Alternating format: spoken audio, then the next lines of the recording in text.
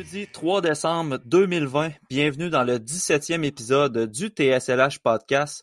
Sur l'alignement partant ce soir, moi-même, Matt Parra, Larchie et Pascal sont au rendez-vous encore une fois. Les boys, considérez-vous comme salués? Ben, je me considère très salué en ce moment. Yes.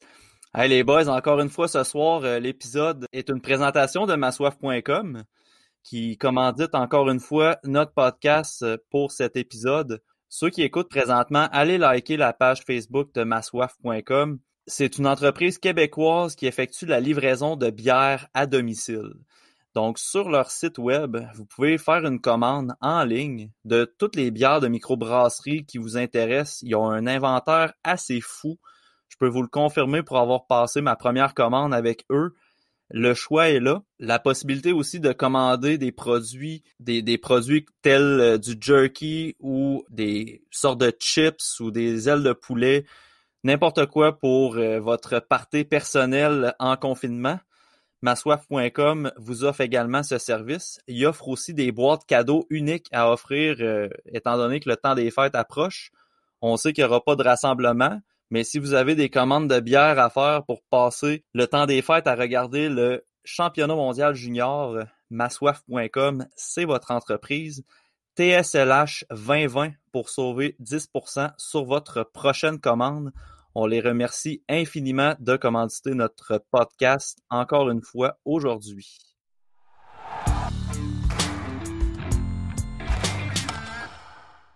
Au menu ce soir, les boys, Max, j'aimerais ça que tu nous fasses un petit aperçu de ce qui s'en vient pour le championnat mondial junior. J'en parlais il y a quelques secondes exactement. Du côté d'équipe Canada, parce que je crois que tu as concentré la majorité de tes visionnements ces temps-ci sur les scrimmages, les matchs hors concours qui se sont tenus récemment. Là, présentement, sont en pause à cause d'une éclosion de COVID. J'aimerais ça que tu nous partages d'ici quelques minutes tes observations lors de ces matchs.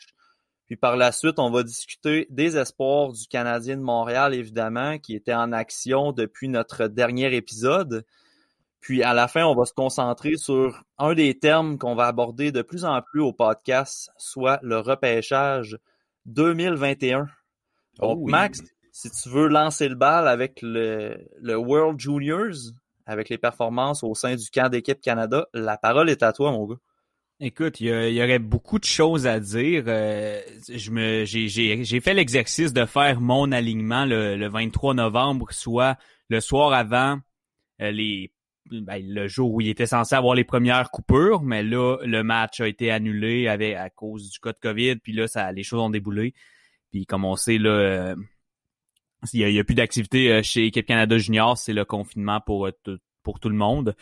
Mais il y a eu des belles surprises. Un gars qui m'a surpris, je savais qu'il était très bon, je l'ai toujours beaucoup aimé, mais Peyton Krebs, là, vraiment, j'ai l'impression que ce gars-là pourrait avoir un très, très gros impact au tournoi dans quelques semaines.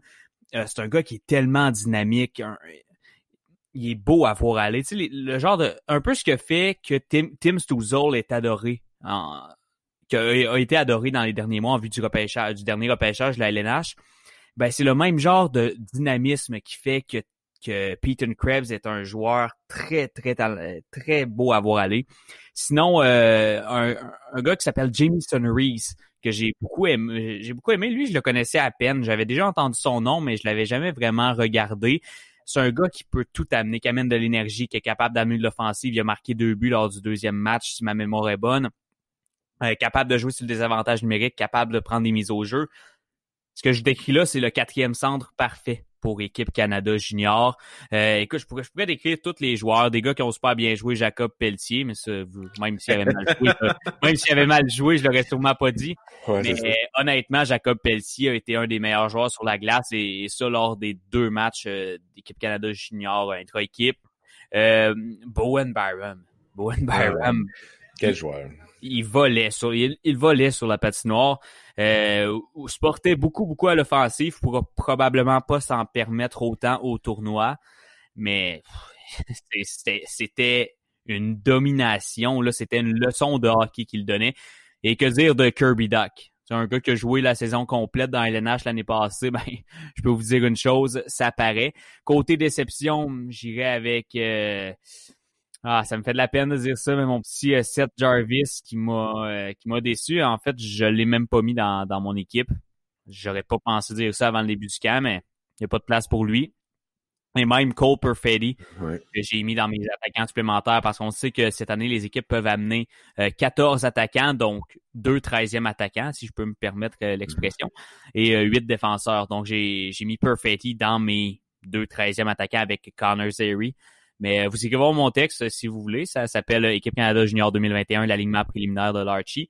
Évidemment, quand on va avoir plus de détails, je vais sortir mon... Mais en fait, honnêtement, je pense que cet alignement-là, je sortirais exactement le même, là, à moins qu'il se passe de quoi de gros et qu'un joueur ait des performances extraordinaires. Mais je pense qu'en 2 matchs, on est capable d'avoir une assez bonne idée.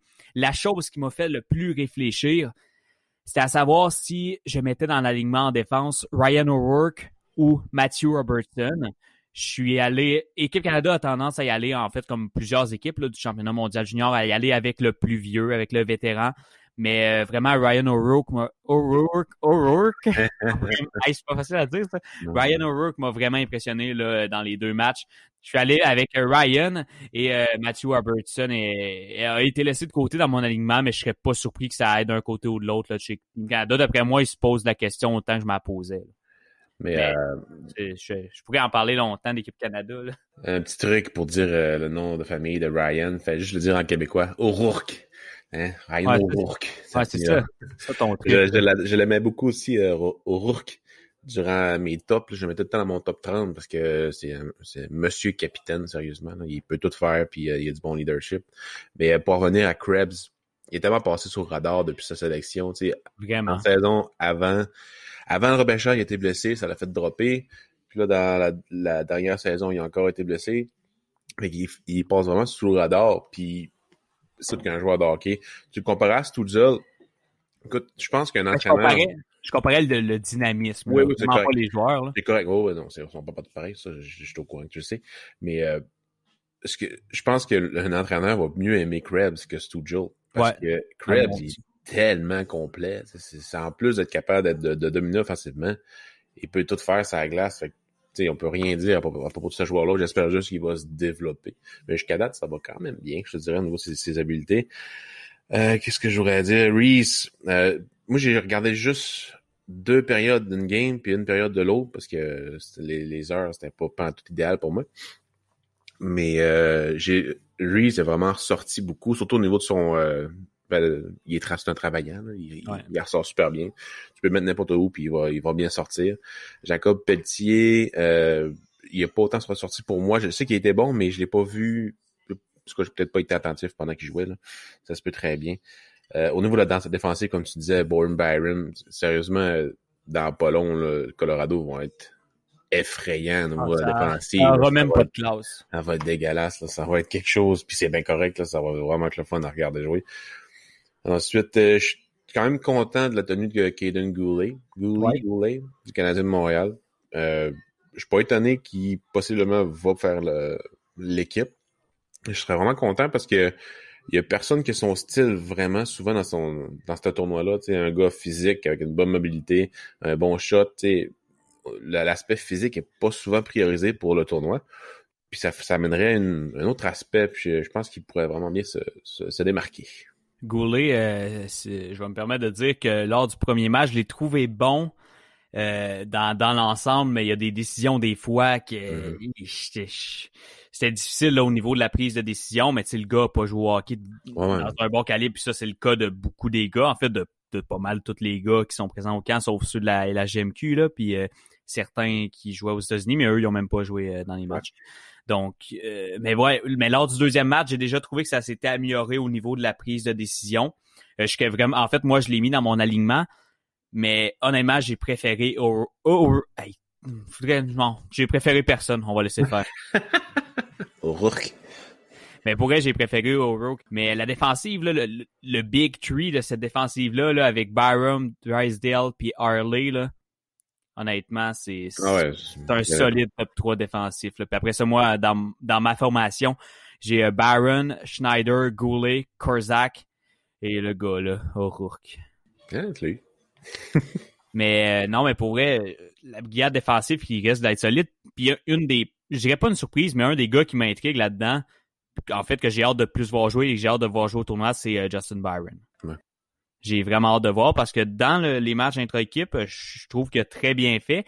Mais là, c'est ça l'affaire, c'est qu'il y a des gars, comme j'ai dit, la plupart des gars là-dedans n'ont pas joué encore cette saison-là. Donc, ça va être intéressant à voir. Par exemple, tantôt, je parlais de déception, j'ai pas nommé Byfield, là.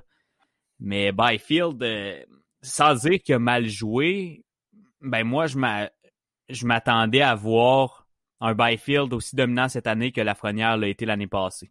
Ça va peut-être être le cas contre d'autres équipes. Ouais, non, c'est ça. Parce que pour l'instant, Byfield, écoute, on s'attend à beaucoup plus d'un deuxième overall à 18 ans. Là. Genre beaucoup plus. Là. Exact. Sinon, dans les gars, moi, je pense que celui qui risque d'être le meilleur attaquant cette année, c'est Dylan Cousins. C'est sûr que Dak a une shot. Si on y va en toute logique, ça va être Dak, mais moi, je pense que Cousins va pouvoir être plus clutch puis faire les gros jeux au gros moment. Donc, si j'ai une prédiction en ce moment à faire pour le meilleur attaquant du Canada cette année, ça serait Cousins. Puis si, tant qu'à être là, je vais dire pour la défensive, mais on sait tous que ça va être Byram. Là. Je suis content que tu aies parlé de Byfield, Max, parce que c'était exactement la question que je voulais te poser. Parce que les attentes sont quand même élevées à son égard. On s'entend que l'année dernière, ça n'a pas été un grand tournoi. Puis plusieurs remettaient même en doute sa présence comme deuxième choix à cause justement de son tournoi. Fait que j'étais curieux de voir un peu sa tenue pendant le camp. À ton avis, est-ce qu'on doit s'inquiéter pour Quinton Byfield au championnat mondial junior ou c'est juste une question d'adaptation puis le kid va être prêt pour le tournoi, à ton avis? Je suis pas inquiet pantoute, honnêtement. Là. J'ai beaucoup regardé l'année passée parce que j'adorais le joueur. Et je l'ai beaucoup défendu aussi quand il y a eu le tournoi plus difficile. On avait juste à regarder le tournoi de Lafrenière à 17 ans. C'était comparable au tournoi de l'année passée de Byfield. Donc, tu sais, pourquoi s'inquiéter pour Byfield quand on s'inquiétait pas? En fait, il y en a qui s'inquiétaient pour Lafrenière aussi, mais c'est pour ça que en aimant beaucoup Byfield, je m'attendais à beaucoup, beaucoup de lui. Puis je m'attends à beaucoup de lui aussi à Edmonton. À beaucoup, là. Puis est-ce que je suis inquiet? Je vais pas dire que je suis pas inquiet du tout. Parce que vraiment, je m'attendais à le voir dominant dès le début du camp. Parce que oui, lui, il a pas joué depuis un bout, mais la plupart des joueurs est dans la même situation. Je suis pas inquiet plus qu'il faut. Je suis un peu inquiet, mais vraiment pas plus qu'il faut. Ils ont joué 2 games, là. Ils ont joué 2 matchs. On va se calmer, là. Puis à ton avis, quel joueur dans l'alignement pourrait possiblement aider le plus Byfield à s'épanouir dans ce tournoi-là? Et c'est une bonne question, ça. Ben, inévitablement, ça va être un ailier. J'ai mes lignes devant mes trios que j'ai fait, puis les trios, je veux dire, je l'ai fait, mais on s'entend qu'il n'y a aucune chance que ça ressemble à ça, là. Avant le championnat mondial junior, là, Tourigny, il va mettre tout dans un malaxeur, comme on dit. Puis il va tout mélanger, puis à un moment donné, il va dire, OK, ça, c'est une bonne combinaison. Puis peut-être que il va y avoir 3 centres qui vont jouer ensemble, c'est le deuxième trio. Fait que, mais bref, moi, dans mon alignement, j'ai mis Byfield sur le 3e trio avec Newhook à l'aile gauche et Mercer à l'aile droite. Puis je pense que Byfield-Mercer, ça pourrait être une bonne combinaison, un bon duo dans le sens où Mercer, c'est un gars que, on le dit souvent, la rondelle lui colle sur le bout du bâton. Puis Byfield, c'est un peu le même genre de gars aussi. Fait que je pense que c'est un trio avec Newhook, c'est un trio qui pourrait être excellent en possession de rondelles. Pas faire les jeux, les plus beaux jeux, les plus beaux highlights, mais je pense que c'est un trio qui pourrait être très efficace en zone offensive. Mais si j'avais à nommer vraiment un allié qui pourrait aider Byfield, écoute, on regarde dans l'alignement d'équipe Canada, il n'y a pas un jambon à l'aile. Là. Je pense que n'importe quel allié de Team Canada, que ce soit Tomasino, McMichael, Pelletier, Mercer, Quinn, Holloway, il n'y a pas un joueur qui pourrait ne pas aider Byfield. C'est tous d'excellents joueurs. Donc, c'est à Byfield de s'aider. Là. C'est à lui de produire parce qu'il ne pourra pas sortir l'excuse de jouer avec des jambons. Non, tu ne joueras pas avec des jambons, tu es dans Team Canada Junior. Le team est vraiment pacté. Ah, ça a pas Il y a beaucoup de profondeur. Il n'y a pas de Lafrenière, de joueurs. Il y a Dak. Il y a Dak. Non, mais c'est pas un joueur de franchise. Dak, c'est un bon joueur. C'est pas qu'il est pas un bon joueur. Non, mais c'est pas un joueur de franchise. Fait que toi, tu prends Lafrenière l'année passée avant Dak cette année. Tu prends un Lafrenière de 18 ans avant un Dak de 19 ans. Oui. C'est correct. Ouais, t'as le droit, ben oui. Il n'y a pas la vedette incroyable, là, mais sérieusement, tous les trios vont pouvoir produire. Ouais. Puis ils vont être responsables. Moi, je n'ai aucun problème à dire qu'ils vont avoir leur shot pour la médaille d'or, même s'ils n'ont pas joué depuis un bout. Ah ben absolument, là. Mais le Canada, là, à toutes les années, les gens disent cette année, on va gagner l'or. Mais c'est facile de dire ça parce que c'est possible à toutes les années. À toutes les années. À toutes les années, le Canada a une shot sur l'or. Ça va jouer au niveau des défenseurs des gardiens de but. Ouais, ça, c'est souvent le problème, là. C'est ça. La chimie à l'attaque. Ben, je dis problème. Je dirais plus incertitude parce que oui, en ce moment, les gars qui sont là pour vrai, sans dire que je les connais pas, c'est des gars que j'ai pas beaucoup vus, là. Donc, est-ce qu'ils vont produire? C'est ça l'affaire avec des gardiens de but aussi. Tu sais jamais quand un gardien peut gauler sa tête pendant un tournoi. C'est pas beaucoup de matchs, un tournoi, là. Ça se peut que le goaler, ça tombe que cette semaine-là, ces 2 semaines-là, c'est les 2 meilleures semaines de sa vie. Puis qu'après, on n'entend plus jamais parler. C'est très possible. C'est ça qui est... Puis c'est la beauté aussi du championnat mondial junior, ce genre de truc-là, que tout peut arriver. Des histoires. C'est des histoires. Dans le filet, on s'entend que quand on a une formation comme Team Canada, que ce soit en offensive ou en défensive, dans le filet, tu t'attends à avoir un gardien de but qui va faire les arrêts quand c'est le temps. Puis c'est peut-être facile à dire, mais dans le sens que je veux qu'on le comprenne, c'est que t'as beau avoir le meilleur gardien coté au prochain repêchage, quand tu es en Team Canada, tu risques de recevoir 16, 17 lancés par game. Si tu en reçois 30 dans un match avec Team Canada devant toi, il y a un méchant problème. Techniquement, là, à peu près 15 à 20 lancés que tu reçois quand tu es avec Team Canada. Si là-dedans, tu en donnes 3, tu risques de gagner pareil parce que Team Canada risque de scorer 6, 7, 8 buts. Sauf que quand tu donnes 3 buts, avec 20 lancés, ça se peut très bien qu'il y en ait 2 là-dedans qui soient très mal placés dans le match, ces buts-là, puis que ça enlève complètement le momentum de ton équipe. Puis c'est là que le rôle de gardien de but va être important. Je pense à un gardien comme Offer l'année passée. C'est pas un gardien élite, mais il a été très bon pendant le tournoi. Est-ce que c'est un gardien qui va jouer dans la Ligue nationale? Possiblement pas, mais il a fait le travail quand c'est le temps. Et c'est un peu ça aussi, tu sais. Comme tu dis, Max, les gardiens, souvent, on se demande d'où ils sortent. D'où qu'ils sortent ces gardiens-là? Ils vont-tu faire la Ligue nationale? Pour vrai, un gardien de but dans le championnat mondial junior avec Canada, tant que tu es capable de faire les arrêts quand c'est le temps, là, c'est pas mal juste ça qu'on te demande. C'est pas un tournoi de développement, c'est un tournoi de performance, donc tu prends lui qui te fait gagner. Puis moi, cette année, mon partant, c'est... Puis honnêtement, je dis que c'est mon partant juste parce que c'est lui que j'ai le plus suivi, c'est lui que j'ai le plus connu. C'est le choix de 7e ronde des Panthers de la Floride au dernier repêchage, Devon Levi. Je pense que c'est lui qui a le plus de potentiel pour être clutch. Mais encore là, je dis ça sans aucune prétention, là, mais aucune, là, parce que à la base, je suis zéro un spécialiste des gardiens de but. Puis ensuite, je le connais pas. Pas je le connais pas, mais je connais pas les gardiens qui sont là plus que... je connais Lever un peu, mais il a même pas joué parce qu'il était aux États-Unis. Il a pas joué dans les 2 matchs. Puis les autres, ils ont joué, mais c'est... Eux autres, les gardiens, là, oui, ils ont été un peu moyens dans les matchs, mais t'as pas joué depuis peut-être 8 mois. Puis là, on te place contre tous les meilleurs joueurs du Canada. Oui. Je peux te dire que c'est pas une situation évidente, là. Donc, ça. Pour vrai, je pense que le plus gros travail, là, comme j'ai dit, j'ai pas eu beaucoup de misère à choisir mon alignement. Je trouve que, honnêtement, je serais pas surpris du tout que mes joueurs choisis, puis ça, je dis ça sans aucune prétention encore, mais je serais pas surpris que mes joueurs choisis, il y en ait peut-être même pas 2 qui soient différents de l'alignement final d'équipe Canada parce que en le faisant, je pensais que ça allait être difficile, puis j'étais comme, ben non, ça se fait quand même facilement, à part la défensive, que je disais que j'hésitais entre Robertson et O'Rourke. Mais pour elle, je pense que ça va quand même se ressembler. Je pense que c'est des choix qui sont quand même évidents avec ce que j'ai vu dans les 2 premiers matchs, en général. Mais devant le filet, là, tu peux quasiment même pas te fier au camp.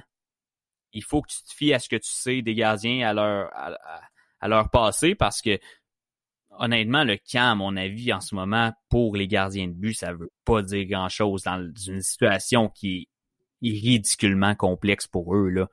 C'est impossible. Ils ont été bons, ils ont tous fait des gros arrêts, ils ont tous eu des buts plus difficiles. Il y a Lévesque qui a pas joué. À un moment donné, comment veux-tu prendre une décision éclairée avec ça? Il n'y a pas de choix évident. Non, devant le filet, là, je vois pas que Ouais, c'est ça. Mais comme je dis, peut-être qu'il y en a un que, aux yeux des gens qui connaissent plus ça, c'est évident que c'est lui. Mais moi, je connais pas ça, puis moi, j'aime mieux les vibes par feeling, parce que je l'aime, Colin. mais pour vrai, je pense qu'il y a pas de choix évident pour qui va être le numéro 1. Là.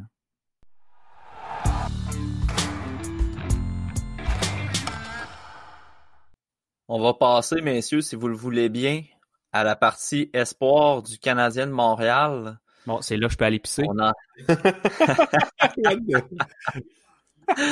Ouais, à moins que tu veuilles parler de ton chum Caulfield, parce qu'on va en parler. Toi, tu veux me faire dire des choses qui vont nous attirer des auditeurs. Ouais, c'est ça. Ou en faire, c'est des abonnés. Écoute, ça a été un débat assez incroyable. J'ai écrit relativement beaucoup là-dessus. Pas parce que je voulais qu'on parle que de Caulfield, parce que je tiens quand même à le souligner, le texte que j'ai fait sur son analyse de match samedi. J'ai pas vu nulle part que Jake Gorniak avait bien joué, puis ça reste que c'est un espoir du Canadien de Montréal, et il a très bien joué samedi, et tout ce qu'on entendait sur les tribunes, c'est Caulfield a pas été bon. Caulfield ne fera pas la Ligue nationale. Caulfield ne sera pas le joueur qu'on attend à Montréal. Tu sais, à un moment donné, là, si c'est vos 2 premiers matchs là, que vous voyez là, à RDS, puis que ça donne que c'est ces 2 pires matchs de l'année, on peut-tu tempérer l'analyse un peu? Caulfield, on en a parlé dans les derniers épisodes. Il connaît une bonne saison. Il y a des choses qui a amélioré côté créativité, côté distribution de rondelles, côté fabricant de jeux. Mais samedi, ça n'a pas paru. Puis dimanche, ça n'a pas paru. Puis, malheureusement, en fin de semaine, sur les ondes RDS, devant plusieurs personnes qui en étaient à leur première rencontre avec Cole Caulfield depuis le championnat mondial junior, ce qui a ressorti le plus, c'est ses lacunes. Puis, c'est plate, mais ça a donné un peu de manger à ceux qui l'aiment pas ou ceux qui aiment un peu réduire la qualité des espoirs chez le Canadien, mais reste que faut pas capoter non plus. Puis, en tout cas, les gens l'ont vu le match, on reviendra pas nécessairement là-dessus, mais la seule chose que je peux me permettre de dire, c'est que je trouve ça un peu triste de voir que on chie sur un espoir comme ça, alors que c'est juste 2 matchs. Là. J'ai jamais vu un espoir, même Lafrenière, j'ai jamais vu un espoir connaître 0 mauvais match dans une saison. Jamais. Mais par exemple, je suis quasiment content qu'il n'ait pas scoré 6 buts dans ces 2 matchs-là, parce que je pense que ça aurait été encore pire à long terme, ça. Ah, mais ça, c'est exactement ce que j'abordais dans un texte.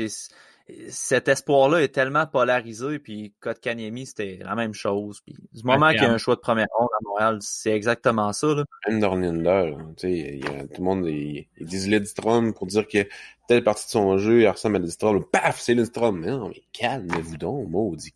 Non, c'est ça. Tu sais, t'as raison, Max, si Caulfield avait scoré 6 buts, on n'aurait même pas voulu qu'il termine la saison à NCAA, on aurait voulu qu'il soit du 9 partant, même pas sur le 4e trio. Là. Il aurait été sur un des 3 premiers trios de Montréal dès le lancement de la saison 2021, dans le discours des gens, s'il avait scoré 6 buts dans la fin de semaine. Il n'y a pas de place. Mais tu sais, c'est ça qui arrive un peu quand tu donnes la tribune à...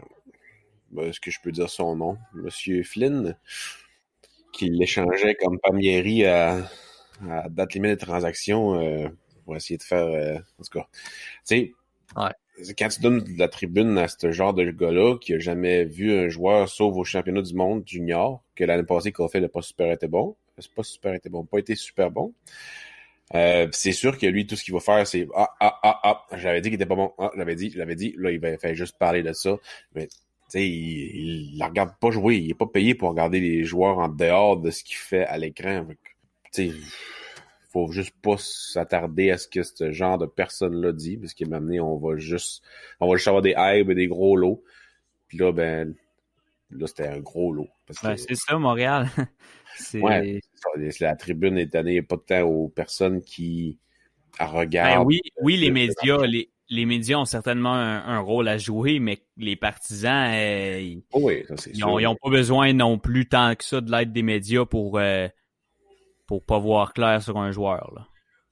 Mais si tout le monde a sa part de ah ouais. Sa part de choses, en tout cas, bref. Je trouve ça plate aussi, ceux qui sont mis sur un pédestal trop vite, puis qui sont mis dans la caisse en arrière du char trop rapidement aussi, tu sais, en tout cas. C'est pour ça que c'est important de s'informer, surtout sur hockey.com, parce qu'on offre des... Non, mais, tu sais, on va se donner un peu de brag, là, quand même, là, tu sais, on essaie d'analyser les espoirs du mieux qu'on peut, puis de façon la plus réaliste possible. Fait que si Caulfield, il a pas un bon match, on va le dire. Si Kotkaniemi a pas un bon match, on va le dire. Puis s'il y a un bon match, on va le dire aussi. Au même titre que j'ai parlé de Jake Gorniak dans mon article, que moi, personnellement, c'était la première fois que je le voyais à l'œuvre. J'ai bien aimé ce qu'il a offert. Je m'avancerai pas non plus sur est-ce que c'est un gars qui va endosser un rôle sur le 4e trio un jour. Je l'ai vu une fois, là. Puis je chiale sur le monde qui font une évaluation de Caulfield en 2 matchs. Je ferai certainement pas une évaluation de Gorniak sur un match, là. Mais j'ai vraiment apprécié son implication physique. Puis en plus, le fait qu'il était tout le temps dans le trafic, ça y a mérité un but, justement. Puis il a vu beaucoup de temps de jeu. Là. En fin de match, là, c'était pas Caulfield qu'on voyait, c'était Gorniak. Puis c'est drôle, quand Gorniak a pas de temps de jeu, là, c'est de la faute du coach. Puis quand Caulfield joue pas, c'est de la faute du coach. Fait que, tu sais, en tout cas. Fait que... Très rapide, Gorniak. Oui, puis très impliqué aussi. J'ai vraiment aimé ça. Je vais probablement le regarder parce que c'est ça, c'était la première fois que je le voyais à l'œuvre. Donc, en regardant Caulfield, je vais me concentrer aussi sur lui. J'ai bien aimé. Chez les autres espoirs du Canadien de Montréal, j'aimerais ça qu'on parle un peu d'un... J'ai publié un texte cette semaine sur mon classement personnel des espoirs du CH que j'ai regardé jouer jusqu'ici. Puis j'aimerais ça qu'on parle du numéro 1, Sean Farrell. Quel début de saison. C'est assez incroyable. Puis sincèrement, tu sais, on voit beaucoup d'highlights de lui parce qu'il remplit le net, il fait des passes, il est très impliqué, mais tu sais, pour avoir regardé des matchs complets de lui, là, il est vraiment solide. Puis, tu sais, en début d'année, je pense, j'avais une discussion avec Simon Servant, puis je crois que c'était avec lui. Puis je me questionnais sur sa capacité justement de remplir le net à cette heure que Brendan Brisson et Sam Colangelo étaient partis. Puis finalement, Farrell, là, il n'a pas besoin d'eux autres. Là. Il est amplement capable de fournir de l'offensive par lui-même, puis il est capable de fournir de l'offensive à ses coéquipiers aussi de la façon qu'il joue. Il joue avec une très bonne équipe. Et à chaque année, le style de Chicago a des joueurs incroyables. Puis Sean Farrell, moi aussi je pensais que probablement on n'est pas les seuls qui le pensaient vu qu'il était repêché en 4e ronde. Il se faisait beaucoup aider par ses coéquipiers, mais là c'est lui qui dirige le jeu quand il est là. Fait qu'il y a le 24 aussi, je me rappelle jamais de son nom, ce qui est compliqué là, Samo quelque chose de même là. Samoskevich qui joue au centre parfois avec Farrell aussi. Bon, sérieusement à regarder ce gars-là, mais Sean Farrell, ce qui est vraiment le fun de regarder avec lui, c'est que il est bon dans les 3 zones. Toujours impliqué, bon dans les 3 zones. J'aimerais ça qu'il soit un peu plus explosif. Sa mobilité, tu sais, c'est un bon patineur. Il est plaisant à regarder jouer, mais il est zéro explosif. Je suis pas assez explosif. T'sais, pour aller au niveau plus haut, ça va falloir que ce soit réglé. Là. Mais sinon, dans USHL, là, j'aime pas ça quand le monde ils disent il il domine, il est trop bon pour ce niveau-là. Oui, il produit vraiment beaucoup, mais où tu veux qu'il joue, il peut pas jouer ailleurs. Fait que, Il pourrait jouer dans la LHGMQ comme il a été en 2017, un choix de 14e tour des Foreurs de Val-d'Or. Ça serait vraiment le fun, mais est-ce que vous jouez en ce moment? Ben, c'est ça, là, on est en pause de Noël, là. On laisse aux joueurs se retourner dans leur famille pour le temps des fêtes. Mais oui, on a joué, c'est un succès. On va en parler d'ailleurs. Oui, on va en parler plus tard. Et non, je parle, tu sais, faut comme profiter du fait qu'il joue, puis en plus, en ce moment, il se pratique, il essaie de développer beaucoup son jeu sans la rondelle. Fait que c'est pas négatif qu'il domine autant offensivement, c'est juste un plus. Fait que, moi, j'ai pas de problème avec ça. J'aurais aimé ça que ce soit dans la NCAA, mais on verra l'année prochaine. Je pense que dans son développement, une chose qu'il va devoir se concentrer, c'est de respecter un peu la game dans le sens positionnement. Tu sais, on en parlait, Pascal, quand on l'observait. Il joue à l'aile, parfois au centre, mais quand il joue à l'aile, sincèrement, on dirait qu'il joue au centre. Ouais. Il court partout. Il court partout. Il est pas inefficace défensivement, mais côté positionnement, là, ça va être quelque chose à travailler, à mon avis. Tu sais, il veut pas son centre, il est plus jeune que lui. Fait que peut-être que c'est peut-être juste un système défensif que le coach a mis en place là, pour qu'il puisse jouer comme centre dans sa zone pour aider son centre qui est un peu plus jeune. On verra, là. C'est peut-être moi qui est trop optimiste dans son cas, là. Mais c'est ça. Non, mais en fait, on sait pas ce qui se passe dans le vestiaire. Fait que ton hypothèse peut se tenir très, très bien. Exact. Si on le savait, ben, ça serait plate de remarquer certaines choses parce qu'on n'aurait plus vraiment de choses à dire ces joueurs.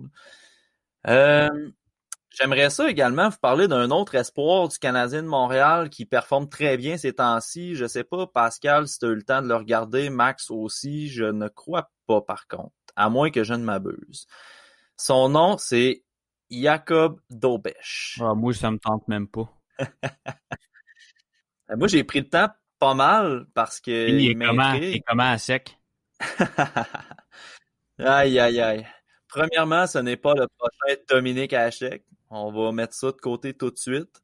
Tu sais, genre de comparaison que Dobeš qui est tchèque, Hachek qui est tchèque, c'est un gardien, l'autre aussi. Ils ont un style un peu hors norme, les deux. Hey, prochain Hachek. Non, ça marche pas de même, là.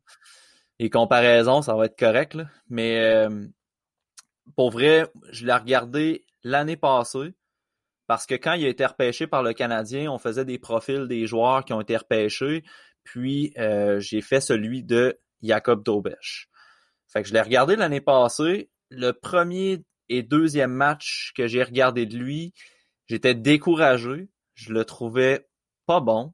Je le trouvais toujours trop creux dans son demi-cercle. Je suis plus un tripeux de gardien technique que réflexe. Puis Dobeš, c'est un gardien qui utilise beaucoup ses réflexes, mais vraiment pas. Tu sais, Marc-André Fleury est un gardien qui utilise ses réflexes, mais il y a une certaine technique. Comme Drew, comme Esso. Exact. Mais Dobeš utilise ses réflexes, mais sa technique est très peu commune. Mais plus la saison avançait, plus qu'il performait bien. Je trouvais qu'il s'améliorait beaucoup au niveau de sa technique. Ses déplacements, il était souvent hors position, par contre. Souvent, il glissait puis il se retrouvait complètement en dehors de son demi-cercle. Fait que c'est sûr que ça, ces lacunes-là, je les ai identifiées l'année passée dans ses matchs. Puis là, cette année, il y a vraiment un bon début de saison. Honnêtement, quand on regarde ses statistiques, ça représente bien ses performances quand même. Habituellement, si je prends exemple de Gordon en Russie, qui a quasiment un point par match, mais qui joue vraiment pas bien. Pour vrai, tu regardes Elite Prospect puis Gordon, tu te dis qu'il est à Montréal l'année prochaine. Tu regardes un match de lui puis tu veux pas en regarder d'autres. Là. Il joue pas bien puis c'est pas pour rien qu'il va pas dans le KHL. Je dis ça comme ça. J'aime pas particulièrement cet espoir. T'sais, il y a le potentiel. L'année passée, il était vraiment bon. Mais d'après moi, il a joué 6 matchs. Il a joué une couple de matchs dans MHL. Après ça, dans VHL. Puis un dans KHL, puis il est revenu dans MHL. Fait que d'après moi, ça l'a vraiment fait chier. Puis il boude. Probablement que c'est ça, là, mais il est probablement déçu. Là. Il y a un manque de Pour vrai, de ça me surprendrait même pas qu'il boude. talent. Ça me surprendrait pas qu'il boude parce qu'il joue comme un gars qui boude. Il patine pas, il s'implique pas, il fuit les coins, Puis il fuit les adversaires. Puis il est cocky. Il est cocky en mot. Là. Quand on le voit jouer, là, il y a quelque chose. Là. Il y a du swag. Là. Ouais. Mais tu sais, il y a du swag, il est cocky quand il marque des points, mais son jeu dans l'ensemble mérite tellement pas d'être cocky, à mon avis. Là. Mais tu sais, je veux pas non plus chier sur un espoir. Là, il y a beaucoup de développement à faire de son côté, mais tu sais, pour un overager qui pourrait peut-être, dans la situation présentement, il y a beaucoup de joueurs qui évoluent en cas échelle à cause des cas de COVID. Il y a beaucoup de rappels.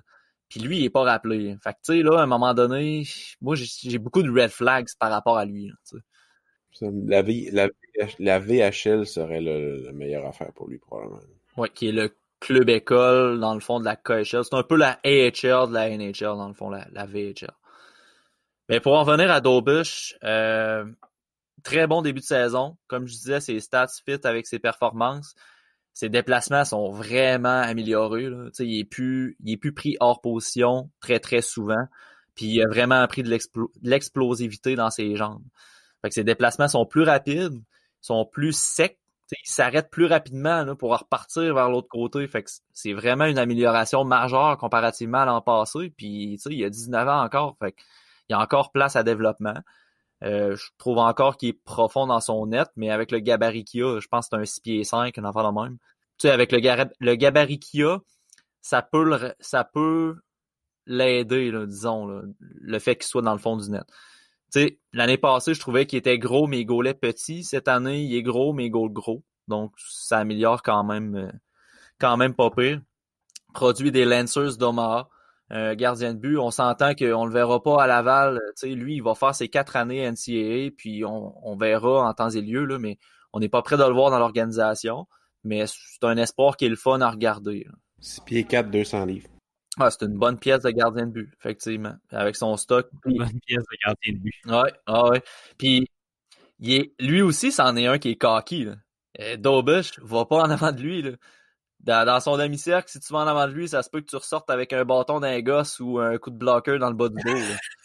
Oh, ouais. Le prochain X-Stall. Ah, mais, le prochain X-Stall, c'est pas à chèque. Pas à ce point-là. Mais parce qu'on peut pas le comparer à X-Stall. X-Stall, il est pas check. Fait que, tu sais. Ouais, mais il y a un autre check, là. Mais à sa part, il y a du chien, tu sais, il se laisse pas imposer dans le net, puis en tout cas, il est le fun à regarder, finalement. Parce qu'après 2 matchs, je le détestais, puis après 8 matchs, ben je trouve que quand même, il y a du potentiel à y avoir. Un gardien, c'est plus long, comme je disais, fait que tu sais, on peut pas dire que ce gars-là va être dans la NHL en 5 ans, là, c'est impossible à prévoir. Bon, fait que ce sujet-là, check. All right. Sur cet excellent gag de Max, vu que ça fait longtemps que tu nous as pas parlé, on va sauter tout de suite à la chronique Scouting pour discuter LHJMQ. Max. OK, c'est pas du scouting de football? Non, effectivement. T'es pas mal pogné sur le foot, toi, c'est en site. Ça n'a pas de bon sens. Faut que je décroche. Mais aujourd'hui, j'ai décroché un peu. J'ai fait du scouting hockey après-midi, là. C'était spécial de voir des gars patiner. Ben, je pense que tu voulais partager un peu de tes observations sur notamment Justin Robida, puis sur un autre également. Ouais. Je pense que c'est Maxence Guenette. Maxence Guenette, ouais. Ben, je peux commencer avec Roby. Justin Robida qui, je pense qu'enfin, là, les gens vont peut-être se réveiller sur son cas. Au Québec, je pense que les gens le connaissaient déjà avant la saison et savaient qu'il avait un bon potentiel.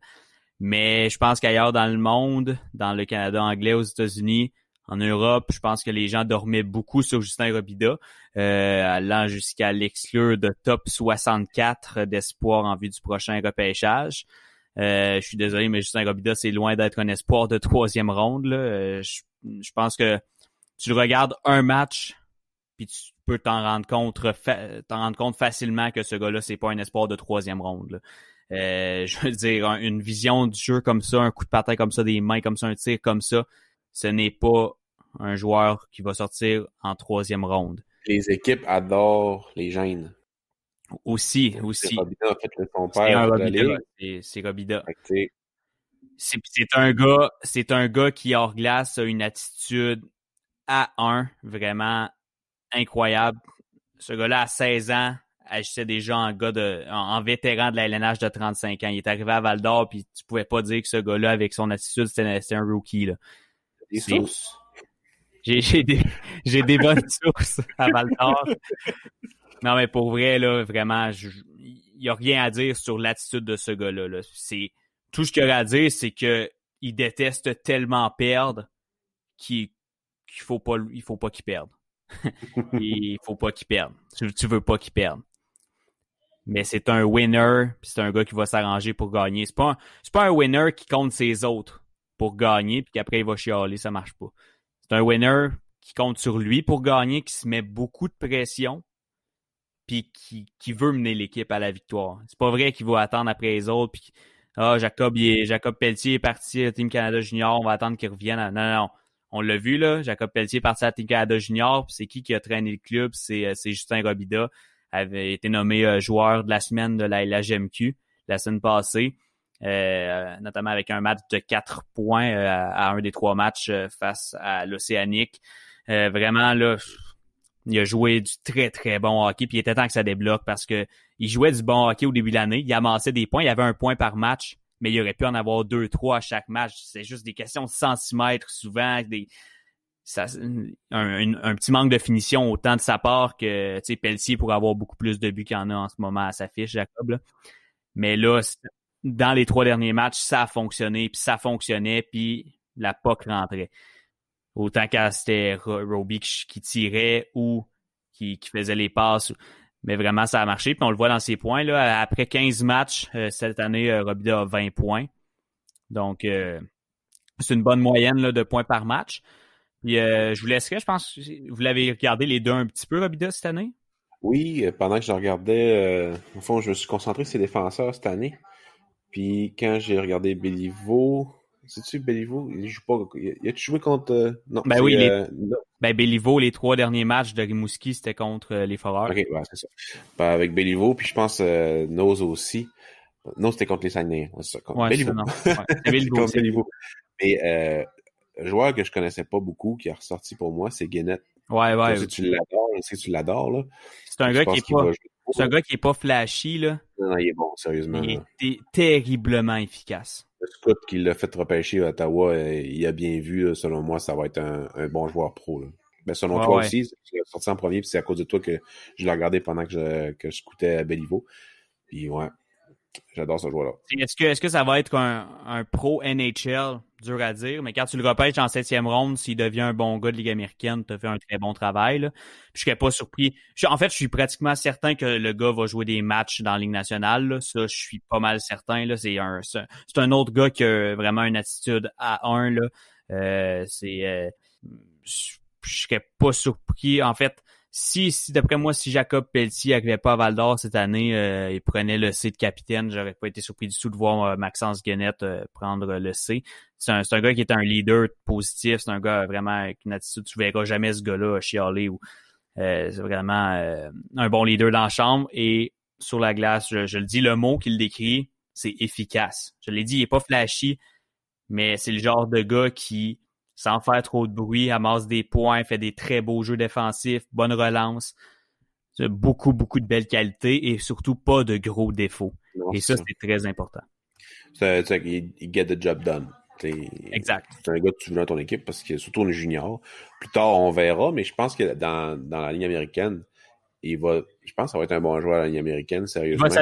Il va s'adapter rapidement. Ouais, c'est un joueur, c'est pas une ligue flashy, la ligue américaine, vraiment pas. Fait que si tu penses que c'est le genre de joueur qui pourrait très bien ressortir puis avoir une coupelle de rappel par saison, là, ramasser une coupe de 40, c'est un choix de 7e ronde. S'il est capable de jouer de 40 matchs dans la Ligue nationale de hockey par saison, c'est pas mauvais, là. Max, tu parlais tantôt de Justin Robida comme étant un super bon leader, une attitude A1 hors de la glace. Présentement, dans la situation où on se trouve, les scouts vont se pencher beaucoup plus sur le vidéo, donc se pencher plus sur les performances sur la glace. Advenant le cas, on en a parlé un petit peu avec Martin Pouliot, le recruteur qui est venu sur le podcast, mais avec la situation actuelle où les rencontres avec les joueurs sont plus limitées, oui, il va y avoir des entrevues Zoom, tout ça, mais est-ce que tu crains que ça pourrait justement être des aptitudes qui ressortiraient moins dans son évaluation? Absolument pas. Et dans ce cas-là, j'y avais pas pensé, mais on a parlé du père Stéphane. Ben, je pense que là, la réputation de Stéphane, le nom de Stéphane Robida va jouer en faveur de Justin aussi. Je pense que les gens le connaissent. Stéphane, qui est à l'emploi justement des Maple Leafs de Toronto. Je pense que les gens connaissent Stéphane puis que ça va jouer en faveur de Justin. Pour ce qui est de, mettons qu'on sort Stéphane Robida de l'équation, je pense que là, à ce moment-là, ça va être beaucoup de discussions qu'il va y avoir avec les coachs, avec les directeurs généraux, et là, écoute, Justin, il fait une bonne impression partout où il passe, je pense. C'est ce genre de gars-là qui, je pense pas que le fait que ça va se passer en vidéo, en fait, quand même, les scouts sont accès au match. Les recruteurs ont accès au match, mais c'est sûr évidemment qu'ils vont, probablement qu'ils vont moins en voir, là. Mais je pense pas, honnêtement, que ça peut nuire d'une façon ou d'une autre parce que les gens le savent. Ces gars-là sont suivis par les scouts NHL depuis des années. Je pense que le caractère des bons espoirs, disons des espoirs top 100, à part des surprises qui vont arriver plus tard, là, les meilleurs espoirs de chaque pays, ben les recruteurs, je pense qu'ils les connaissent déjà et qu'ils savent déjà quel genre de personne c'est sur et hors glace. Donc, à ce niveau-là, je pense que le point que tu amènes va plus peut-être nuire à des espoirs plus loin dans le repêchage, qui ont une très bonne attitude, que là, eux sont moins connus parce qu'ils rise cette année ou pour toute autre raison. Je pense que c'est plus loin dans le repêchage que ça va peut-être se faire sentir. Mais pour ce qui est des meilleurs espoirs du Canada qui sont connus, des recruteurs depuis des années, qui parlent à des organisations de la LNH depuis des années déjà, c'est un petit monde le hockey quand même là, au Canada. Donc, je pense pas que ça va nuire à des espoirs qui étaient bien classés déjà dans les dernières années. Puis en contrepartie, Robida joue, ce qui est pas le cas aussi. Ce qui est pas le cas de d'autres espoirs. Tu sais, Robida, s'il maintient ses performances toute l'année, l'échantillon de son évaluation est pas mal plus gros qu'un joueur qui évolue dans l'Ouest, qui va commencer possiblement en janvier ou peut-être février. Puis encore là, on est dans l'hypothétique parce qu'il n'y a rien qui dit que ça va commencer en janvier-février non plus. Fait que là, les joueurs dans l'Ouest puis dans l'Ontario, si leur échantillon est vraiment petit, alors que tu sais que tu as un Robida qui a joué toute l'année au complet, dans le meilleur des mondes, si ça se passe bien avec la LHJMQ, mais si ton échantillon de Robida est pas mal plus gros puis tu es sûr que ce joueur-là a évolué, là, ça va comme venir un peu changer dans Et là, le week-end que Justin vient d'avoir sans Jacob Pelletier, de 3 très gros matchs face à l'Océanique, sans Jacob Pelletier, où il jouait pas avec des jambons, là, vraiment pas. Là. Il jouait avec Justin Ducharme et Édouard Saint-Laurent, qui sont deux très bons joueurs dans la LHJMQ. Mais quand même, ça a fermé le clapet à ceux qui se disaient, et Dieu sait qu'il y en a, il produit à cause de Jacob Pelletier. Donc là, il s'est donné un solide coup de main, là, Robida, en fin de semaine, en connaissant des grosses performances sans Jacob qui est à Red Deer. Je voulais apporter ce point-là aussi, justement. C'est que là, il prouve, en plus, l'année passée, il était bon, il n'y avait pas Jacob Pelletier. Là, cette année, il est vraiment bon, avec et sans Jacob Pelletier. Il est encore meilleur. Il a connu sa meilleure fin de semaine. Je pense qu'il se met plus de pression, puis là, ça a juste fonctionné. Donc, j'espère que ça va continuer comme ça. Et si Maxime Kajkovic s'amène grâce au ce trio-là, Pelletier, Robida, Kajkovic, j'en rêve chaque nuit, Pascal. Okay. Kajkovic, là, c'est un des meilleurs talents bruts de la LHJMQ. Là. En termes de talent, là, c'est dans les tops de la LHJMQ. J'ai entendu dire que c'était probablement le meilleur tir de la LHJMQ. Okay.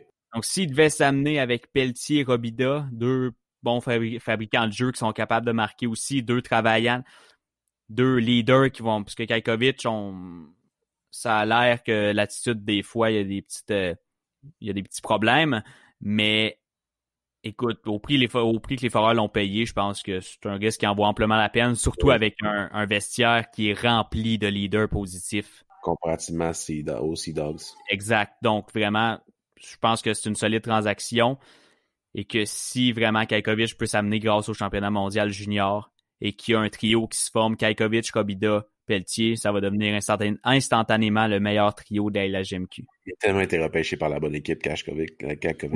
Aussi. Le Lightning de Tampa Bay, ceux qui... troisième tour en 2019. Ça, c'est le premier choix au total du repêchage européen de la LHJMQ il y a 3 ans. 2 ans? 2-3 ans, là. Okay. C'est un talent. C'est un talent.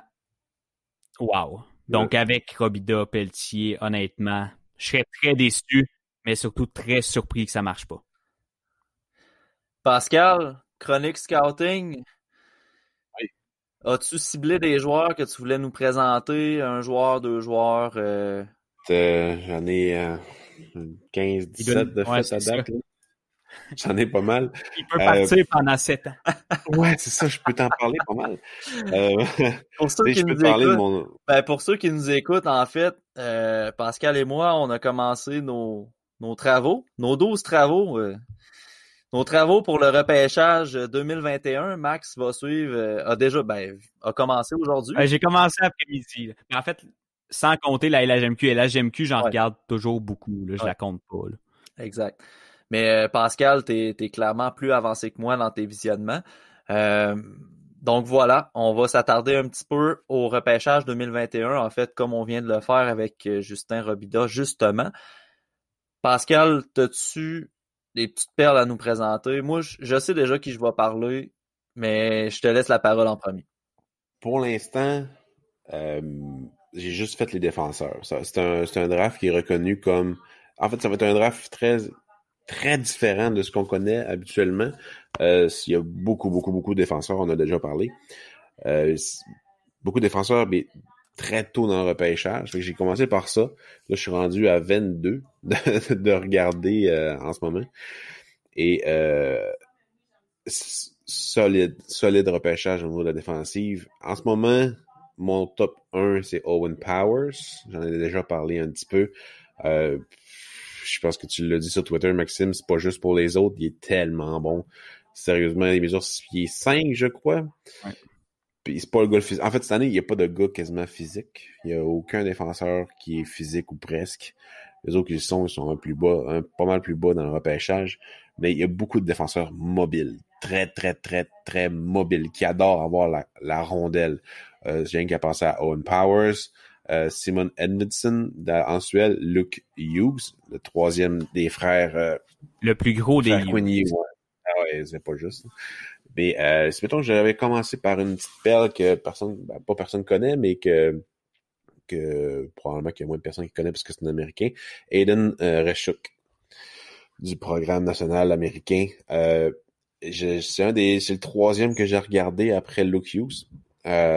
Très bon joueur de hockey. Très, très, très, très bon. Il y a pas grand-chose à dire de négatif sur ce joueur-là. Il a une très bonne agilité. C'est un gars actif dans les 4 directions. Tu sais, mettons qu'il a rondelle, il est capable de bouger dans n'importe quelle direction avec fluidité. Très bonne accélération, vitesse maximale aussi. Ensuite, tu sais, c'est pas un gars qui est aussi, c'est bizarre à dire, mais présidentiel que Hughes puis Edvinson. Hughes et Edvinson qui vont être probablement repêchés dans le top 10. Reshuk, dans le top 20, je te dirais. Mais... Présidentiel. Ouais, tu sais, il y a la prestance, tu sais, il est comme Edvinson puis Hughes, quand tu le regardes jouer, c'est comme tes voix jouer, tu fais comme wow. Tes voix à Maison-Blanche dans 40 ans. Exactement. Wrong. Bon, bref. Mais je mettrais Shaika aussi. Dans ta catégorie présidentielle, je mettrais Shaika aussi. On part un trend. Les défenseurs les plus présidentiels du repêchage 2021. Bref, je sais pas comment dire. Le pire, c'est que c'est ça que j'ai marqué dans mes notes. C'est le premier défenseur que j'ai regardé qui avait un bon lancer. Parce que Hughes et Edvinson n'ont pas des bons lancers, c'est des distributeurs de rondelles. Puis c'est le premier qui avait, enfin, quelqu'un qui est capable de la snapper puis de la lancer top net. C'est un élan très sec, rapide, un bon lancer sur réception. Ensuite, au niveau du physique, comme le restant des défenseurs dans le top du repêchage, il n'y a aucune présence physique. Tu sais, pour lui, tout est une question d'anticipation. J'ai trouvé que, contrairement aux autres défenseurs, il anticipe très bien les jeux de l'adversaire pour les couper en zone neutre, puis dans sa zone aussi. Tout est une question de j'utilise ma mobilité pour me placer en avantage par rapport à celui qui va recevoir la puck. Très bonne utilisation de son bâton aussi. J'ai vraiment aimé ce défenseur-là. D'après moi, Maxime, tu vas l'aimer aussi. Ben, j'en doute pas. Pas le plus gros défenseur, mais très bon, puis il y a un petit edge. Il y a quelque chose de ce joueur-là là, qui m'attire au niveau du scouting. C'est un 4e attaquant. En relance. C'est un 4e attaquant, mais il laisse pas la défensive pareil. T'sais. Souvent, il va relancer l'attaque. Contrairement à son coéquipier, Roman Schmid, qui est... on pourrait espérer qu'il est une tour en défensive, mais non. T'sais, dans le fond, tout ce que j'ai dit sur Reshuk, enlevez-les pour Schmid. c'est pas... Tu vois que ce gars-là, il a pas encore grandi. Il a grandi vite. D'après moi, c'est un gars qui a grandi vraiment vite. Il mesure 6 pieds 4, 6 pieds 5, je pense. Là. Il est pas encore... Il est physique, mais en situation arrêtée. C'est le long de la rampe, quand il combat pour une puck, il va être capable de renverser un joueur. Mais si le joueur il arrive en vitesse puis qu'il faut qu'il se mette en équilibre sur ses jambes toutes pour le plaquer, il réussira pas, il va se faire ramasser. Fait que tu vois qu'il y a encore un manque de coordination. Un synchronisme, comme dirait Pierre Wood, là. Ça fait longtemps qu'on l'a entendu. Mais au niveau de la POC, la plupart du temps, il sait pas trop quoi faire avec. J'ai vu monter 2 ou 3 fois à POC en 3 matchs, en 4 matchs. Puis ces fois-là, on regarde, wow, il commence à patiner. Il patine quand même bien, là. C'est pas un gars qui sait pas patiner. Mais en rendu en offensive, il y a lance dans le casque du gardien, dans le chest, un lob dans le fond, direct sur le défenseur. Non, il est pas dans bon. Le casque, c'est toujours bon, par exemple. Ah, c'est ça, non, mais pas un lob. C'est un gars qui a un lancer lourd, mais il le fait pas. Fait que non, j'ai pas aimé. Ensuite, de qui je pourrais vous parler? Ça, c'est dans la catégorie des pas présidentiels, lui. Ouais, exactement. On parle de Roman Schmidt, Pascal, si tu me permets, parce que je l'ai regardé aussi. Vas-y. Puis dans mes notes, j'avais marqué qu'à 6 pieds 5, 205 livres, c'était inacceptable de se faire renverser de la sorte sur le long de la rampe. Là. C'est impardonnable là, pour de vrai.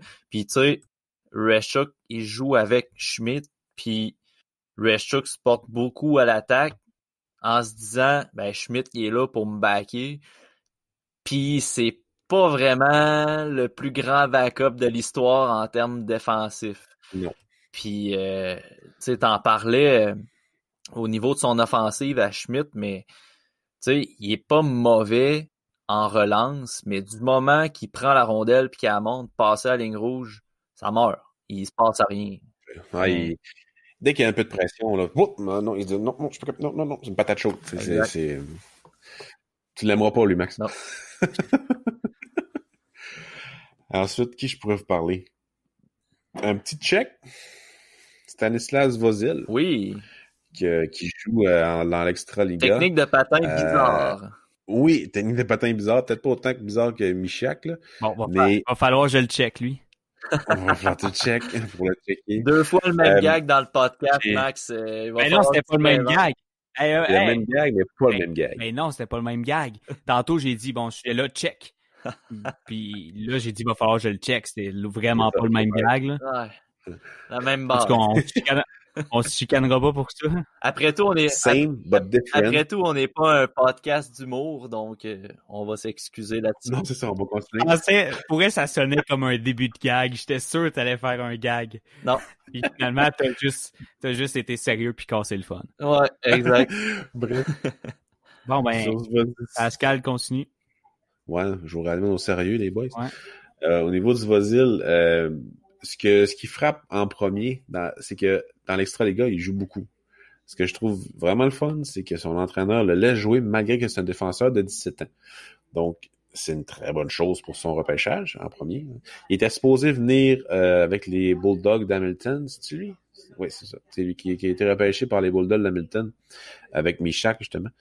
Mais il n'a pas pu venir à cause de la COVID et tout. Fait que là, il joue là-bas, en République tchèque. J'adore son dynamisme. c'est un gars qui patine en maudit, mais des fois un peu trop. Il y a une petite perte d'énergie. Des fois, il a l'air d'une petite poule, pas de tête, là.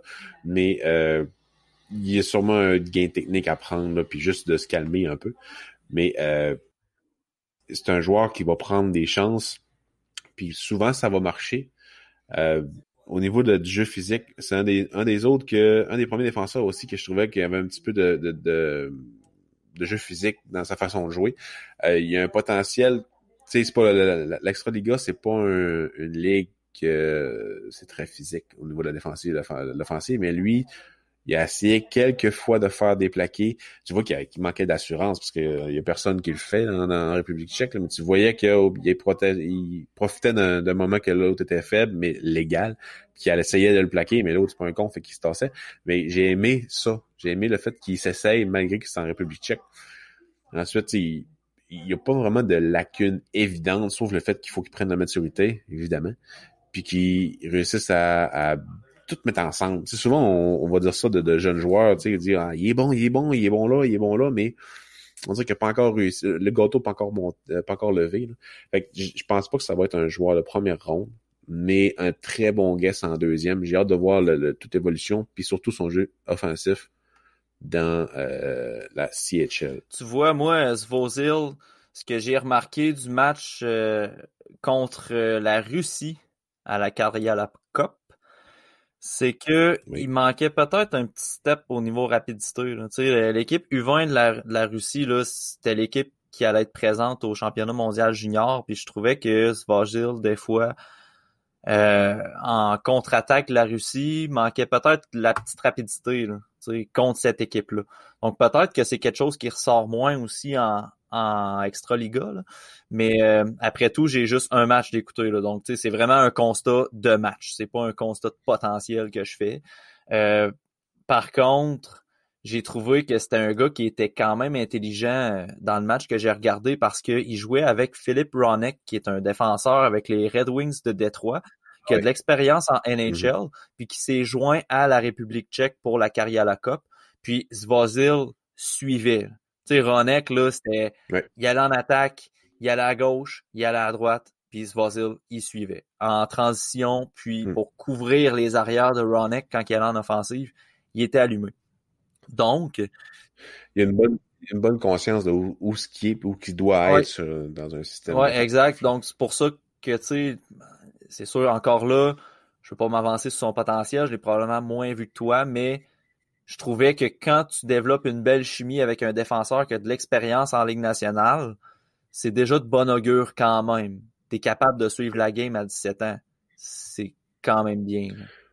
Il va être assez haut dans mon classement de défenseur, selon moi. Je l'ai vraiment aimé. Puis si je me suis trompé, c'est pas lui qui a été repêché par les Bulldogs d'Hamilton dans la CHL, c'est Artyom Glusnikov. Il va jouer toute l'année en République tchèque. Mais c'est bien, comme ça, il va jouer contre des hommes. Là. Mais bref, je l'aime bien, ce gars-là. Ça va être un bon joueur, là, selon moi. Moi, les boys, j'aimerais ça vous parler d'un joueur qui était ciblé comme étant le tout premier choix du repêchage 2021 l'année passée. En début d'année, l'année passée, il y a toujours un trend en début d'année pour, mettons, derrière pour Lafrenière. Puis, ces fameux hashtags-là sur les réseaux sociaux. Puis, dans ce trend-là, on voyait Arttu Räty, qui était un joueur que plusieurs voyaient sortir premier. Tu sais, probablement que les gens qui le mentionnaient comme étant le tout premier choix 2021 avaient leur raison, puis je peux aucunement argumenter là-dessus parce qu'à ce moment-là précis, je l'avais pas vu jouer encore. Je l'ai regardé cette semaine, puis pour vous le présenter de la meilleure façon possible, parce que la majorité des joueurs présentement dans mon travail, j'ai juste un match de regarder. Donc, pour offrir une meilleure évaluation pour le podcast, j'en ai écouté un peu plus de Räty. Fait que je me suis concentré sur lui cette semaine. Plus sincèrement, je suis pas encore rendu à classer les joueurs, mais Räty, présentement, ne serait pas dans mon top 5, mais vraiment pas. Vraiment pas. Je suis en train de me questionner si à la fin de mon exercice, je vais le mettre dans mon top 10. Moi, je vous cacherai pas qu'un joueur qui tape sans arrêt sur la patinoire pour avoir des passes. Ça me purge sans bon sens. Sérieusement, je l'écoutais, là, puis après 5 minutes de jeu, à le voir aller, j'étais découragé. C'est tout le temps, à toutes les présences. Il exige tout le temps la rondelle de ses coéquipiers, puis quand il l'a pas, il est fâché. Ça, en partant, moi, ça me titille un peu, puis c'est pas une attitude que je vois d'un premier choix, parce que ce gars-là, je le rappelle, il était classé premier, là. Puis c'est pas une attitude qui me plaît vraiment beaucoup, là. Un peu comme Gunler. Il est tellement droppé, puis c'est un peu à cause de ça. Fait que probablement qu'il va dropper si c'est ça. Mais j'ai pas encore commencé à le regarder jouer. J'ai pas encore commencé les attaquants. Sauf, mettons, par scouting indirect, mettons, qu'on veut. Je me concentre sur un joueur, puis j'envoie un autre jouer. C'est ça. Et donc, je l'ai pas j'aime vu. mieux ouais, Eklund. Je l'ai pas vu jouer, mais pour vrai, je pense que j'ai même pas vu un commentaire positif sur lui depuis le début. Non, moi non plus. Non. Je pense que j'ai vu que du négatif. Ben, écoute. Même Jokin Novalainen, qui adore les Finlandais parce que c'est un Finlandais, a rien dit de positif. Ouais. Puis je suis quand même content parce que indirectement, je l'avais vu un peu qu'il y avait des commentaires négatifs, fait que je me disais bon, il sera pas premier, t'sais, parce que ça s'enligne pour être un défenseur, le premier choix cette année, là. Mais je pensais pas que les commentaires allaient au sens où ce qui pourrait sortir en dehors du top 10 pour vrai. Puis quand je l'ai regardé jouer, j'ai tellement compris, là. Tu sais, moi, ce que j'ai remarqué, j'ai regardé 2 matchs de lui. J'ai regardé un match en Liga, puis j'ai regardé un match dans les U20. Fait que je me suis dit, mon échantillon est petit, mais je vais aller chercher 2 calibres différents pour voir comment il se débrouille dans chacun des calibres. En U20, il était pas bon. Je l'ai pas trouvé bon. Je me suis dit, en Liga, il va peut-être s'ajuster parce que je le trouvais pas bon, mais tu sais, c'est plate à dire là, comme ça, là. Mais je le trouvais moins bon parce que il était super explosif, il était très rapide, puis parfois j'avais l'impression que justement ça lui nuisait. Je trouvais là que sur la relance, mettons que la rondelle était dans le fond de la zone, puis que le défenseur était prêt à faire sa sortie de zone, Ratti, tu voyais, il faisait une grande banane, bien rapide, puis il allait se garrocher sur le joueur qui portait la rondelle en tapant sa glace pour avoir une passe. Mais tu sais, quand tu veux une passe, va pas te garrocher sur ton coéquipier, démarque-toi, tu sais. Et des fois, j'avais l'impression qu'il allait rentrer dedans, sincèrement. Dans son virage pour repartir en attaque, Ratti, je croyais toujours qu'il allait rentrer dans son coéquipier. C'était particulier, honnêtement. C'est le premier que je vois faire ça. Puis je me disais, bon, c'est peut-être parce qu'il y a trop d'espace. Puis avec moins d'espace, il va plus performer, disons. Parce qu'il y a quand même des bonnes mains, là. Tu sais, il y a des bonnes mains. Il y a un bon coup de patin. Mais son intelligence sur la glace, j'ai trouvé que c'était limité au sens où les passes, tu sais, une passe à palette cross-ice, il en fait très peu, puis des passes pour faire des jeux, il en fait très peu. Ce qu'il fait souvent, c'est je garde la rondelle longtemps, je fais 3-4 déjoues, je déjoue un joueur, puis je laisse la rondelle en arrière à mon coéquipier qui arrive. Puis ça, c'est des séquences qu'on voyait très, très, très souvent.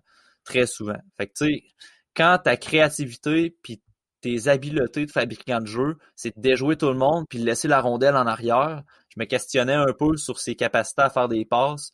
Puis en Liga, il n'y avait pas l'espace pour faire ça.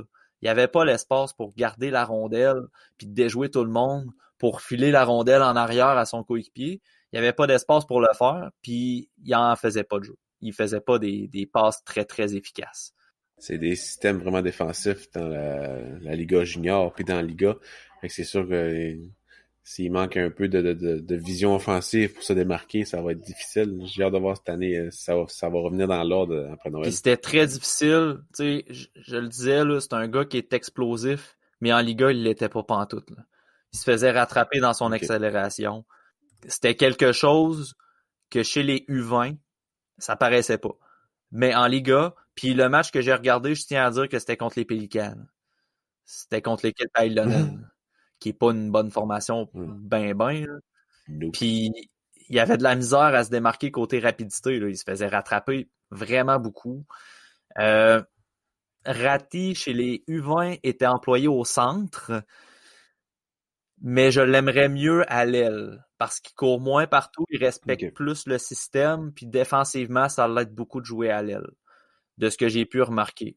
Mais pour vrai, j'ai été déçu. J'ai été vraiment déçu de cet espoir-là, puis je me limiterai pas dans mon analyse avec 2 matchs, on s'entend, je vais continuer de le regarder, je vais espérer qu'il se développe, mais le step entre le U20 et la Liga a pas été réussi pour Ratti, de ce que j'observe présentement. Si je pouvais m'avancer sur d'autres joueurs, je passerais sur les joueurs de la LHJMQ, 3 défenseurs, j'ai regardé dans la LHJMQ en Isaac Béliveau, Evan Noss, puis c'est qui est le troisième? Wynot, Cameron Wynot. J'ai adoré Wynot, sérieusement, là. J'ai vraiment aimé son calme sur la glace, le fait qu'il est bon dans toute situation. J'ai pas vu de gros défauts, sérieusement, comme tu décrivais Gennett tantôt, puis j'avais l'impression que tu décrivais Wynot. Contrairement à Isaac Béliveau, que j'ai pas vraiment aimé en le regardant jouer. J'ai trouvé qu'il était bon en défensive pour mettre la rondelle en sécurité rapidement quand il y a de la pression qui arrive.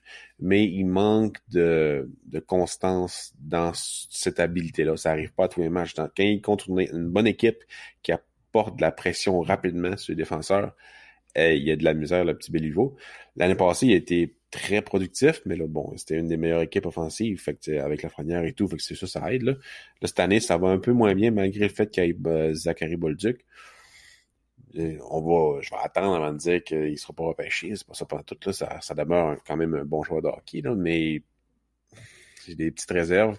Puis Noss, au niveau, je compare Noss puis Wynot, je prendrais Wynot avant. Tu sais, Noss, il a probablement un meilleur potentiel offensif, mais à cause de son dynamisme et son physique.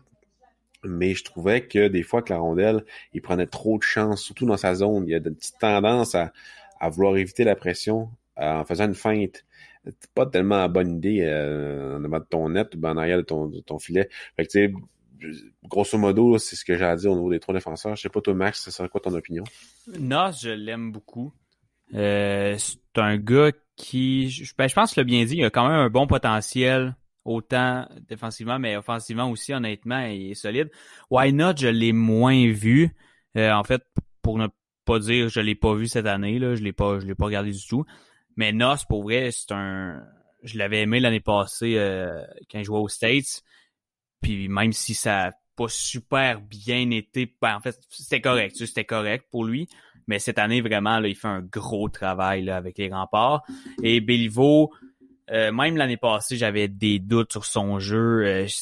J'ai jamais vraiment beaucoup trippé sur Béliveau, mais les stats étaient là, puis ça, on peut pas y enlever. Là, les stats étaient là, puis pour être là, il était là. C'était du solide. Mais dès que Justin Bergeron était arrivé, on avait déjà vu une grosse baisse au niveau des stats. Tu sais, il était là, les stats étaient là, puis je veux pas mettre tout le crédit sur les autres joueurs, parce que si tu amasses les points, tu les amasses.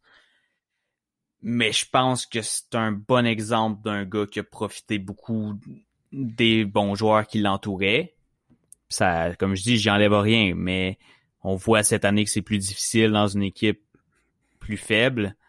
Ouais. Puis, honnêtement, je l'ai même pas vu. En fait, il a joué contre les Foreurs, puis j'aurais quasiment même pas pu te dire qu'il a joué.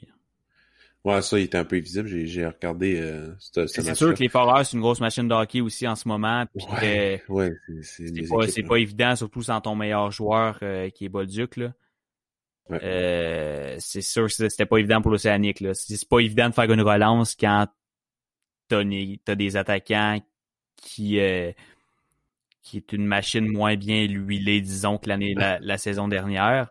Puis je pense qu'il manquait Coxhead aussi en fin de semaine. Donc vraiment, c'est sûr que l'Océanique n'était pas dans une situation évidente avec plusieurs joueurs absents. C'est dur d'instaurer un bon système de jeu quand tu as plusieurs joueurs absents. Donc c'est sûr que je peux pas me baser sur ce que j'ai vu dans les 3 derniers matchs sur Béliveau pour en faire un portrait complet.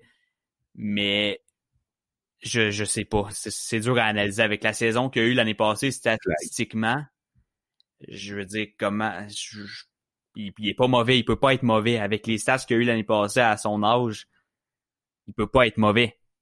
Mais cette année, c'est difficile. j'espère qu'il va se replacer.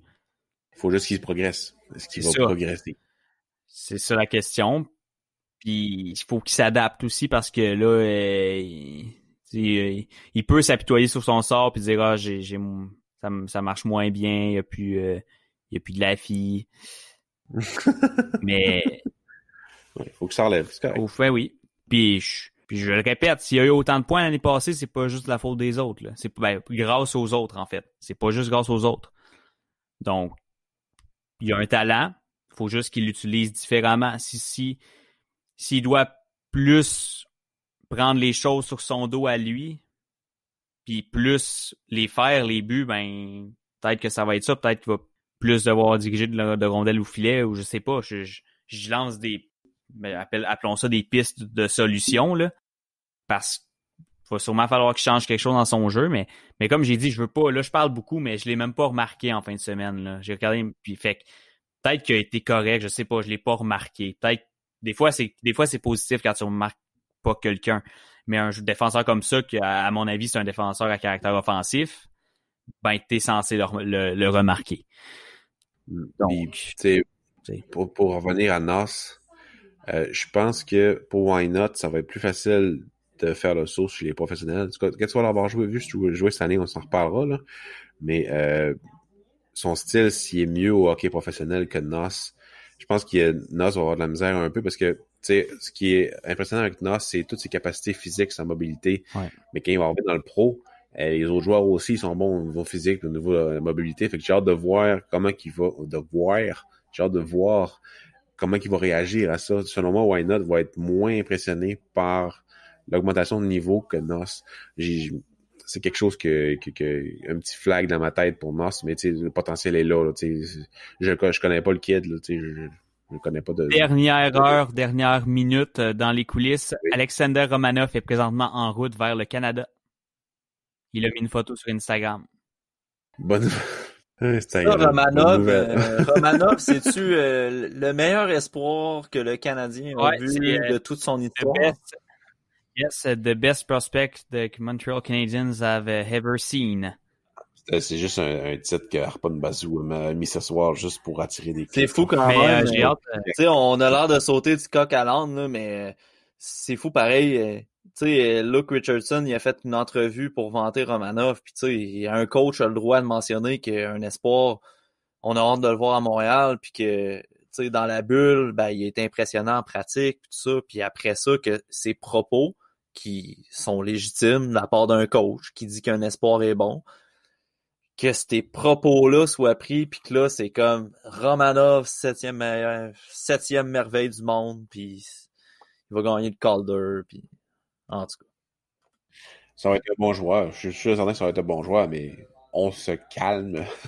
Appel au calme de la part de TSLH, que ce soit pour Romanov, Caulfield, Kotkaniemi, Farrell, peu importe. Appel au calme. Sur ce, messieurs, je pense qu'on a fait quand même un beau petit tour d'horizon pour les espoirs. Après tout, le repêchage n'est pas pour demain, donc on a toujours le temps d'en reparler dans les prochains épisodes. J'espère, Max. J'espère que j'ai commencé aujourd'hui. On pourra reparler d'Owen Power, le meilleur espoir du repêchage. Je vais en parler très rapidement. Là. Vas-y. Le premier match que j'ai écouté de lui, qui est le dernier qu'il a joué en fait, là, un robot sur la glace, pas d'erreur, toujours la bonne décision. Dans ma tête, je me suis dit, OK, je commence à 0. Chaque fois qu'il prend une bonne décision, que je remarque prendre une bonne décision, je fais +1. Puis quand il prend une moins bonne décision, je fais -1. Puis j'ai juste arrêté de compter parce que ça descendait pas. Il prenait toujours la bonne décision. Il tournait toujours du bon côté avec ou sans la rondelle. Toutes les bonnes décisions. Là, j'ai commencé un autre match. J'ai écouté une période. Puis c'est plus difficile. C'est sûr que là, il a mis à barre haute. Il pourrait pas faire mieux que le premier match que j'ai écouté. Il a même pas fait de points. Là. C'est là qu'on voit que les points, ça veut rien dire. Là. Il a même pas fait de points. Puis je l'ai trouvé sensationnel tellement que j'ai dit, il peut-tu vraiment avoir un meilleur espoir que lui au repêchage? Si oui, je veux le voir parce que c'est quelque chose. Owen Powers, la façon qu'il joue, puis sa prestance présidentielle, on va le répéter, parce que ça, c'est lui, le président, là. Lui, c'est le président des présidents, là. Puis, non seulement il a un nom de fou, mais c'est... Tu le regardes jouer, puis c'est un homme avec des enfants, là. C'est capoté. Il me fait penser à Aaron Ekblad. C'est pas nécessairement genre très glorieux aujourd'hui là, comme comparaison. Ekblad est un très bon défenseur, mais il me fait penser à Aaron Ekblad il y a quelques années dans le junior. Là. C'est un homme avec des hommes parce que mais il a l'air plus d'un homme que les autres hommes. Il a l'air d'un président. C'est un homme. Il a 17 ans. Puis il joue dans NCAA, puis il a l'air mature. Ce qui m'impressionne le plus dans son jeu, je crois que c'est les permutations. Ouais. Mais tu l'as dit dans le groupe, faut que tu sois allumé pour jouer avec lui, par exemple. Parce que quand tu as la bonne décision, quasiment jamais ça va créer un surnombre, justement parce que ses coéquipiers sont bons. Là. Mais ça m'impressionne qu'il y ait le guts de faire ça à son âge. Souvent, t'as l'impression, c'est rare, mais des fois, t'as l'impression qu'il s'en vient dans le trouble. Même pas parce qu'il a pris une mauvaise décision, parce que comment que le jeu s'est dessiné, il est dans le trouble. Mais Crime, toutes les fois dans le match que j'ai écouté, il a été en mesure de se sortir du trouble, puis même de faire que son équipe gardait la possession de la rondelle. Ou du moins que l'autre équipe avait pas de chance. T'sais. Des fois, c'était juste impossible que son équipe conserve la rondelle. Là. Mais jamais c'est arrivé qu'il a mis son équipe dans le trouble. Jamais, pas une fois. Puis il joue beaucoup, là. C'est pas un gars qui a joué 8. C'est facile pas faire. Ben, facile. Quand tu joues 8 minutes par game, c'est plus facile de pas commettre d'erreurs que quand t'en joues 25-30. D'accord avec ça. Power joue 25 minutes par game à 17 ans dans la NCAA. C'est quelque chose. C'est quelque chose. J'adore Sanderson. Ben, Power, c'est une version de luxe de Sanderson. Là. Je le prends avant Drysdale, je pense, aussi.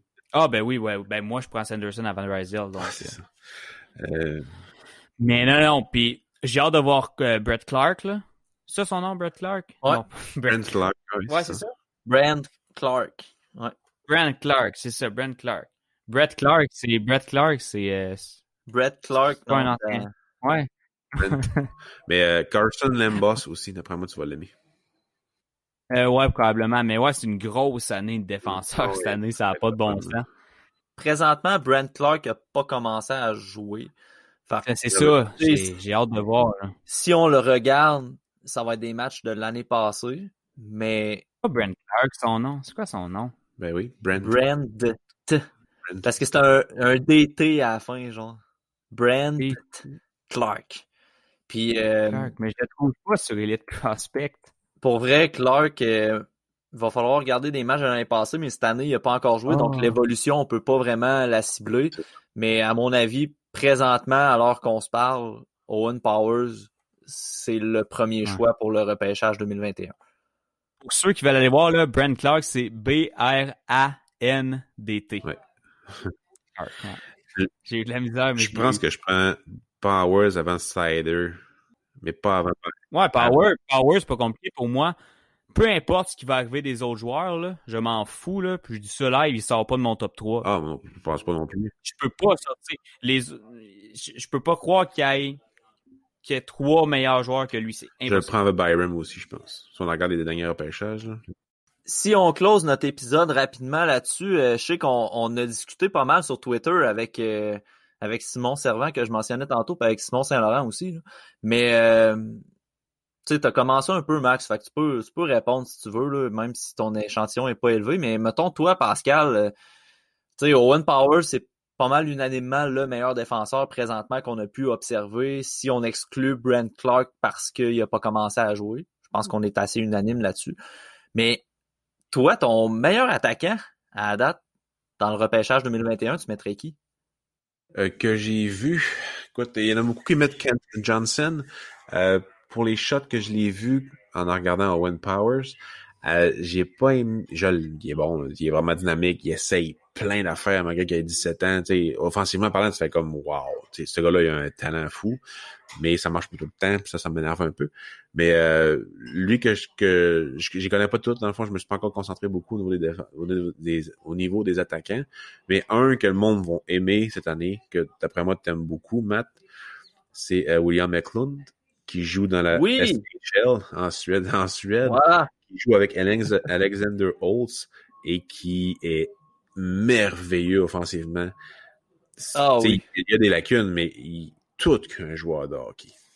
Ouais. Hey Max, pour vrai, toi qui aimes les Suédois, c'est sûr que j'ai vu des highlights là. C'est sûr, je pourrais faire ça cette année, mon classement juste avec des highlights. Ça dérange personne. Je serais pas le seul. Non, je serais pas le seul en effet. Non, mais pour vrai, j'ai vu des highlights d'Eklund, puis en effet, c'est un gars. Puis même, je pense que j'étais allé écouter un match aussi, au moins une période, en tout cas. Mais non, je l'avais beaucoup aimé. Mais tu sais, je pourrais pas dire que c'est lui mon meilleur attaquant parce que j'en ai pas vu vraiment d'autres, là. Donc, oui, c'est mon meilleur parce que c'est pas mal le seul que j'ai regardé, là. À part, j'ai regardé ceux de la LHMQ. Ouais. D'ailleurs, hey, c'est vrai, j'étais censé sortir un classement, moi, des joueurs de la LHMQ. Ah, Caroline, hein? Ça, le maudit football. Écris-nous ça cette semaine, puis pour le prochain épisode, on en discutera de ton ranking de la LHJMQ.